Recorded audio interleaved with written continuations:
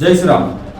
हिंदू धर्मामध्ये पवित्र असलेली गोमाता आणि भगवान शंकराला प्रिय असणाऱ्या नंदीची आज महाराष्ट्रामध्ये राजरोसपणे कत्तल चालू आहे. तर ही कत्तल सर्व थांबावी यासाठी आम्ही सर्व गोरक्षक मिळून रात्रीचा दिवस करून प्रयत्न करत असतो.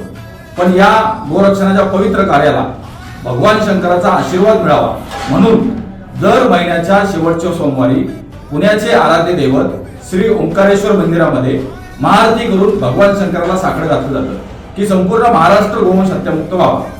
या महाआरतीला यंदा जगद्गुरु श्री मनोहरमामा भोसले, त्याचप्रमाणे पुरंदर तालुक्याचे आमदार आदरणीय श्री विजय बापू शिवतारे आणि भाजपाचे युवा मोर्चाचे सरचिटणीस दुष्यंतजी मोहोळ असे प्रमुख पाहुणे म्हणून महाआरतीला लाभले.